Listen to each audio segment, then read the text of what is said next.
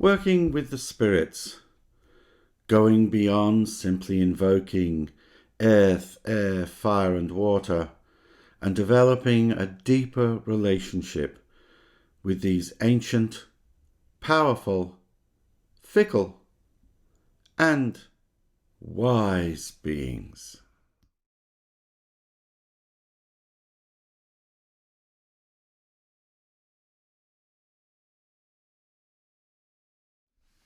In embarking upon a spiritual practice, especially one that is framed within a non-Judeo-Christian background, that is, outside of the traditions that draw themselves from the Torah, the Bible, the Quran, and the many traditions that arise out of this. And these are the traditions in which many Western practitioners have been raised in. However, it also means as we move into a different ecology, that is a mystical and spiritual ecology, we are left oftentimes bereft of where to begin. And for many, their first go-to stop is deity work. And the deities are of themselves incredibly important, fickle,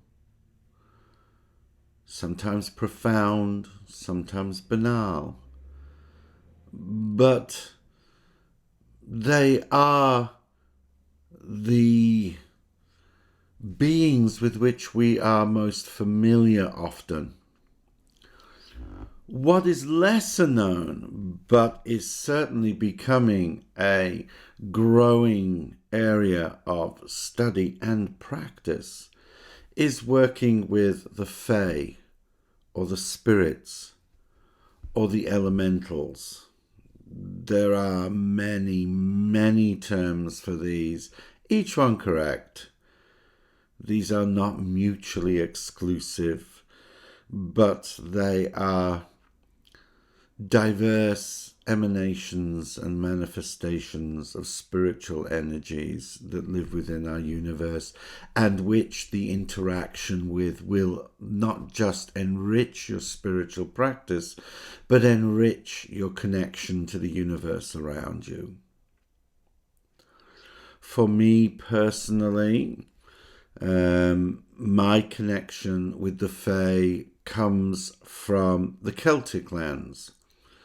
Having lived in the Highlands of Scotland, specifically Caithness, I am more familiar with the practices in that region, but I have family from Wales and also in Ireland who have connections with these spirits and bring to light the huge diversity with which these beings both interact with us, but also express their own uniqueness. And this uniqueness is as diverse as the environments within which they live. And these environments are important because these spirits are very much part of the natural world. That is not to say that there are not classes of spirits that live in cities and built up environments, and much like foxes have learnt to survive. But I cannot say that I relate to such beings as I live in the country. Both having lived in the country in the United Kingdom, as well as living in the country here in Australia. So when we look at these spirits, we need to understand that they have predilections, they have preferences, but they also have norms within which they operate. And if we are to relate to them, we have to relate in their terms, not our terms. And those who either like to impose their will or come from coercive traditions wherein they impose their will and read the Riot Act, I would argue, and I personally fall into the camp where I quite seriously understand why that relationship becomes fraught with danger. Once you run out of the authority of your warrant, they are free to act, and they are quite capable of holding grudges. But this isn't their default. And in many ways, when they do hold grudges, it's because they are paying back a debt. And we will discuss this a little later, because it is essential in understanding why things go well and why they may sometimes go very wrong. So first off, let us look at these different orders of beings. As I said, my default position is the Scottish tradition, where I both lived for many, many, many years, but also trained under people who work with the Fae, both in Caithness and in Orkney. For those of you who know such things, yes, I have climbed the Old Man of Hoy and crawled through the hole, and yes, I have spoken with the Faeries, or the Fae, and I consider that interaction, or those interactions, as one of the greatest privileges of my life. The first of the elements, arbitrarily picked by me, would be the earth element, and these are, sometimes they are called gnomes, sometimes they are called dwarfs, sometimes they are called earth spirits. In the Scottish tradition, these are known as pechs. This sometimes comes out in parts of England as pecks. And this word does relate, we think, back to the early Picts. And we know that the Picts had a very profound relationship with the elemental spirits around them. The pecks are industrious, busy. They despise laziness.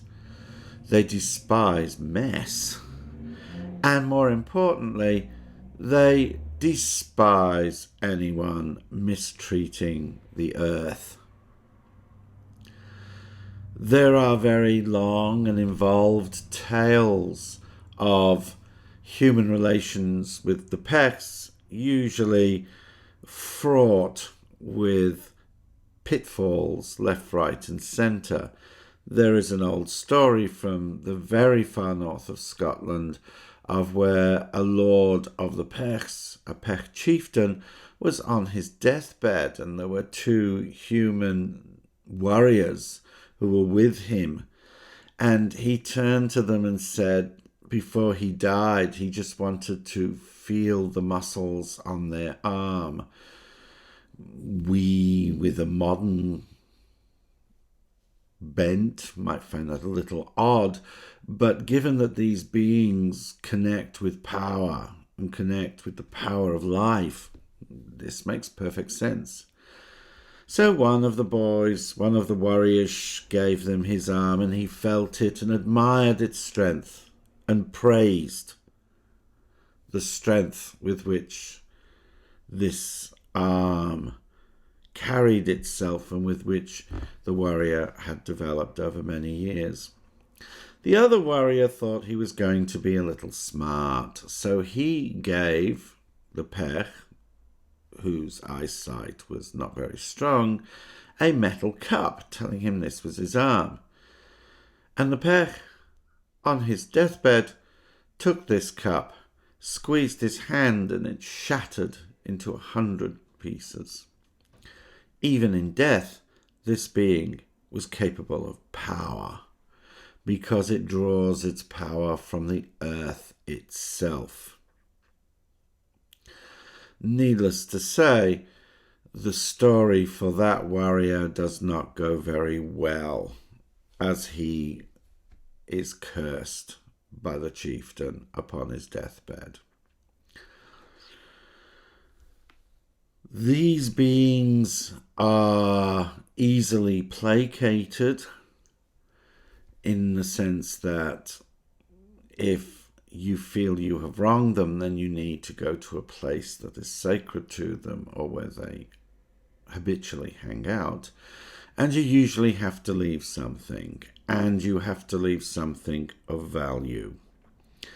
You cannot leave them some cheap plastic tat. They really don't like that. They love silver. They love copper. They'll take bronze, but they prefer silver and copper. But like all the spirits, the one thing you must never, ever, ever, ever give them is anything made of iron. The next of the elemental spirits are the Seath. These are the air spirits. In India, these are called Haspras. These are the Kandros of Mongolia and Tibet. Kandro means a sky dancer. In the Greek tradition, these are sylphs. In the southwestern traditions, these are the sky kachinas. These are the air spirits. And if you are fortunate enough to relate to them, then they will fill your life with joy. They bring messages, words of comfort upon the wind. They will greet you when you go to sacred spaces. You will find that a breeze picks up and moves around you. When this happens, you can be sure that the Seath are gracing you with their presence and are trying to communicate with you. Again, ways that you can placate them or just getting the good books with them are things like song, pleasant sounding song, most importantly, not loud, not harsh, not clashing. You can also offer incense, but this must be natural incense. Very often you can burn rosemary. In the far north of Scotland, this is very much part of the tradition. Some people mix birch leaves with rosemary to burn them. Lavender works very, very well, burnt as an incense. But any fine natural incense will work. This is a fitting offering. Be it noted, however, that if you are offering this and it has little bamboo sticks around which the incense gathers, when that stick is finished, please remove it. They really don't like you leaving your rubbish. It shows disrespect, and you're just as likely to upset the pechs whilst having favourable opinions by the Seath. And given these two groups do relate to each other, you may find that you'll have to work just that little harder if you've upset one whilst offering to the others. Next are the fire spirits. I will admit I find these spirits very difficult to work with, but I do work with them and I find them very useful for divination. These are sometimes called wyverns. This is a type of dragon type creature that has legs and very often wings, but largely lives on the ground. These are sometimes called the Urishk in Gaelic, or the Bruni, around which we get the term brownies and pixies. Do not confuse them with Victorian and Disney-esque interpretations of these beings. These are not playful, happy, little joyful things that will dance. Well, they will, but they are certainly not domesticated beings, and they rely upon the raw power of fire from which they draw their strength and their identity. So if in your mind you think you are dealing with little pixies, then if they have presented themselves to you in this form, take it with a strong pinch of salt. For that matter, don't carry salt with you. They don't like it. It's more the sense of always approach the elementals, the Fae, prepared for the fact that they're going to trip you up at some point. They love a good crack. The last of these 4 element families are sometimes called sprites. These are water spirits. In Orkney, we call them tangles. Cabelushli in the Isle of Man, Glashkin in Ayr, Airwhilkin in the main parts of Scotland. These are water spirits. They also include beings such as the Kelpies, and you could include the hags. Please do not confuse the term hag with a not pleasant term for an older woman. One, they don't like being called this unless it is a title of veneration. Sometimes a village will have its hag. A hag originally was a wise woman. The Witcher of the Saxon was the hag of the Scots.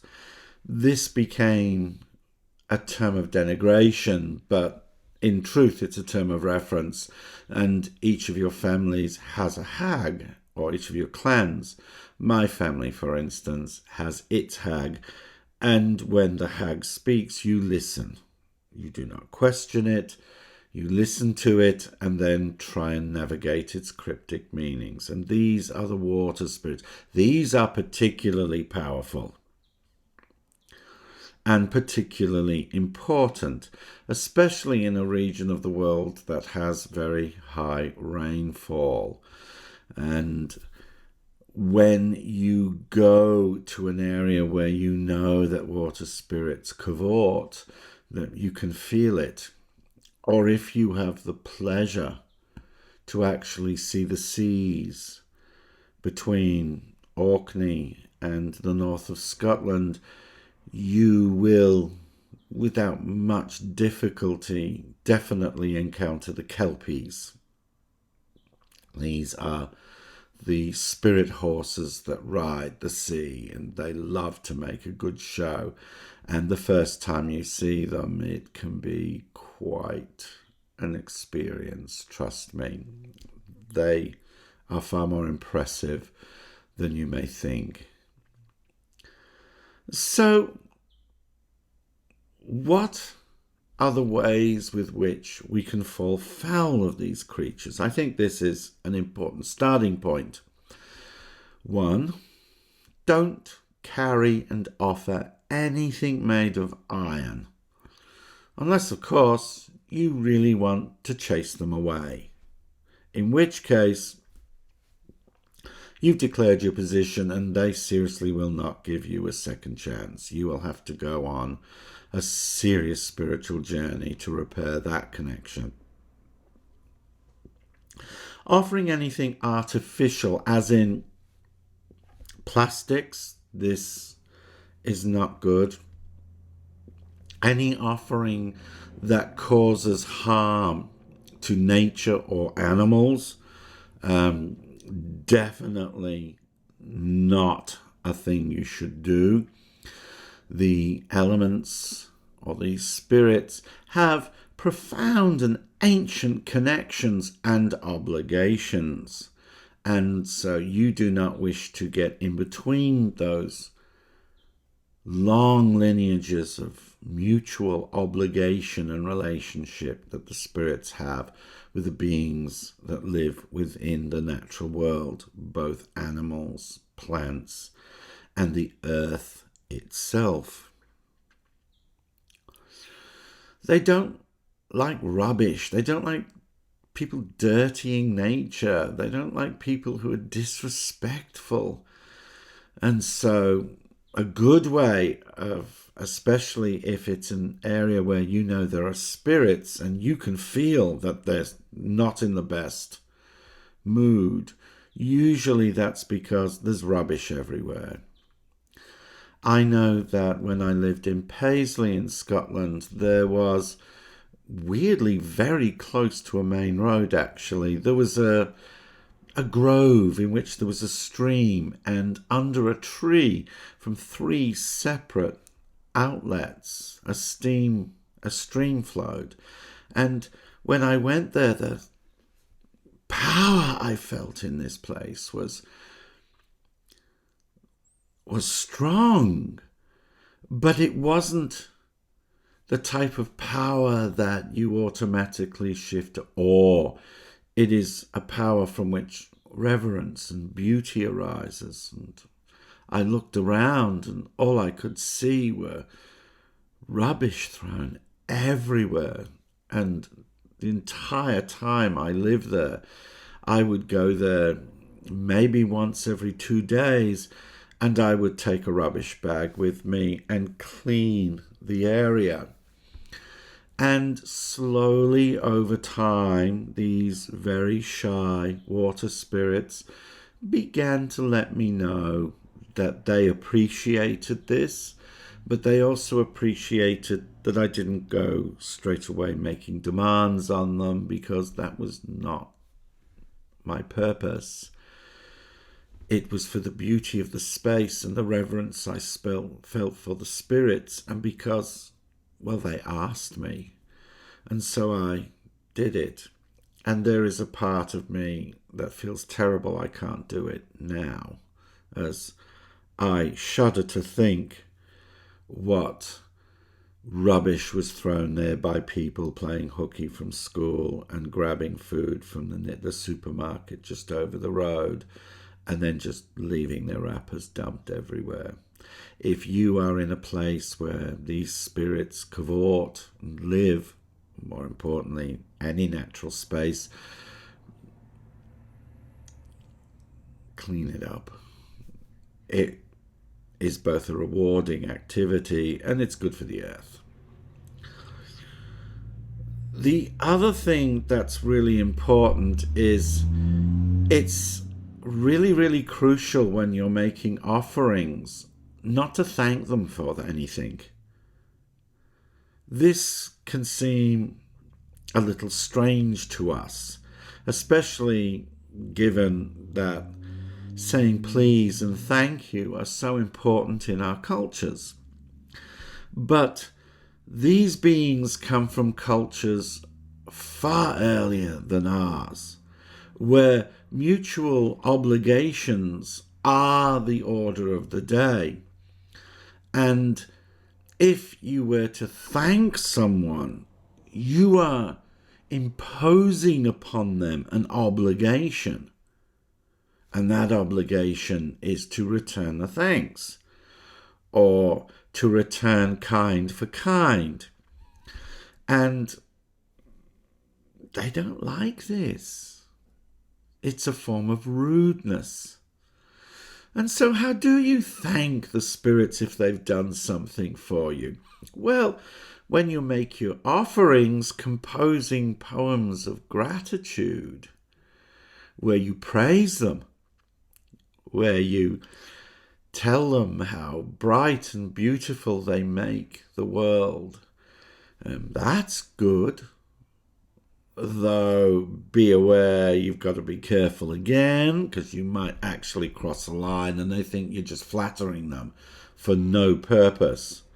And that can bring an obligation on their part. But regularly making offerings is important. And what are the offerings? Well, pure spring water is always a good one, though not for the fire spirits. Certainly, if you're making a sacred fire, please do not use kerosene-based fire lighters or such like. If you can get a natural flint and stone and you can make a fire from that, that is wonderful.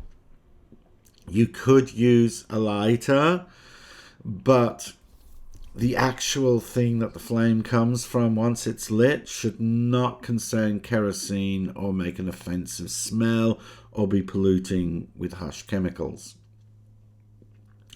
And so the elements with which you make the fire must be natural, organic preferably.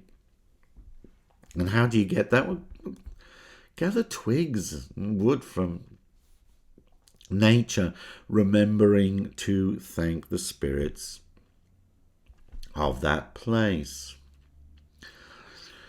Plastics are not good because they harm animals. Chocolate. How often we are tempted to offer up chocolate because we think chocolate is wonderful, and yes, it is. However, the Fae relate to animals, and chocolate is extremely harmful to many, many, many, many animals. So that if you leave this, it would be like leaving poison. You do not approach nature, offer poison, and expect them to be grateful to you. This would be seen as a declaration of conflict. It would be seen as an affront. And of course, the elements have long established relationships with these animals, and they would come to their defense, and this will manifest in your life as bad luck. They do have a habit of stealing things. Do not think of this, however, as stealing. I have lost many an earring, and I check.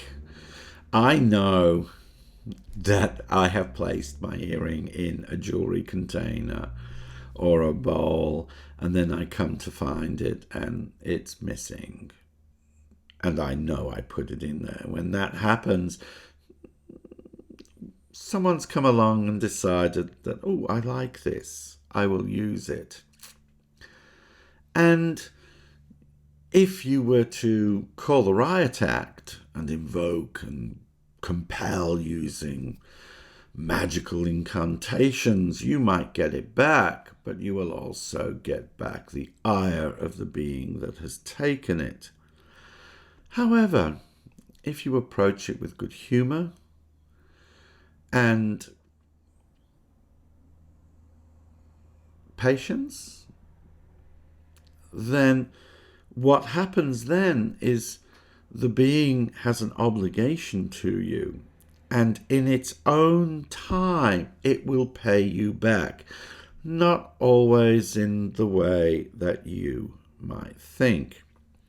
For me personally, what happened was with one of my very, very favorite earrings. It was an earring made by the mother of a child. I taught at high school in Wick in Scotland, and this was from Orkney, was I found in my bedroom an earring made of one of my favourite stones, actually, and there's no way I had put that there. It definitely wasn't there when I had last been in the room, because it was my bedroom, and I'm not in the habit of having strange bits of jewellery dropped on the floor, especially jewellery I didn't own. And in that case, I knew that it was a spirit, and I made a point of leaving an offering. So these are useful steps. Leaving offerings. Milk is very, very popular. The better the milk, the better the offering. If you offer cheap milk or off milk, you're not going to be able to curry favour. Cakes, baked goods are very popular. Make sure they're well baked. Oat cakes, really popular in the tradition I work within, because of course this is part of the Celtic world, and in Scotland oats are queen. And when I do, I like to make sure that very good natural organic butter goes with it, because who does not like butter with their oatcakes? And it's important to leave these at the Sabbats, but also at the full moon. Usually somewhere in your garden is good. Again, make sure it's not in plastic cups. Make sure that there is nothing in it that is harmful to animals, or to the environment for that matter. So if you were to begin working with these spirits, then slowly you forge a relationship with them, and you begin to forge a relationship with what is sometimes called the genus loci, or the spirit of the place. And that's what these beings are. And these can possibly be your most important allies in any magical working, but also in spirituality. I seriously recommend beginning working with these beings and taking up some of these practices. It will be the beginning of a journey, but the journey will not have an end. And in the relationship, it will transform us as well. And our spirituality begins to become gentler, more balanced, but also more in keeping with living in balance with the world around us and the universe. Certainly there are cosmic spirits and there are transdimensional spirits. I mean, in truth, all spirits are transdimensional. But that is more a topic for much more advanced practice. And usually begin developing a relationship with these elemental spirits and making it a positive. One of the best texts that I recommend is Jason Miller's Consorting with Spirits, Your Guide Working with Invisible Allies. When I read this book, it basically said much that my teacher in Orkney, who introduced me to working with the Fae, taught me. That is, approach the Fae respectfully. Approach them with care. Be prepared. They're going to try and trip you up. However, they don't mind being tripped up themselves. They love riddles. They love tricks. And more importantly, they love nature. And should you also love nature, then the working with these spirits moves beyond just spiritual work, but moves into consorting. A very, very common way of offering to these spirits is through song and dance. They love a good song, they love a good dance. If you have ever been to a Celtic do in a Celtic country, you can always tell the outsiders they're the ones quietly sitting, listening to the music. The Celts in the area, or the Picts, or the Norse, the people from that region, they'll start hooping and very often will get up and start to dance, because music is to be experienced, not passively learned. And so it is with our relationship with these spirits. I heartily recommend this as a practice, and I heartily recommend you begin the journey of learning about these spirits.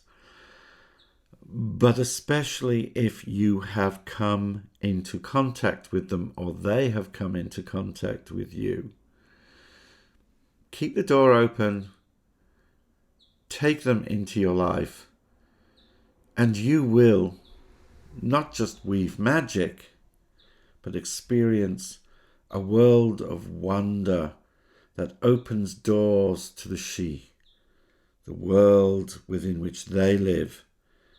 And that is a whole another story again.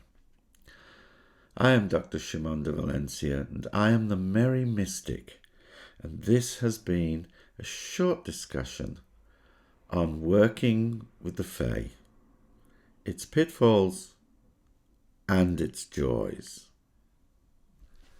Om Shanti, Shanti, Shanti.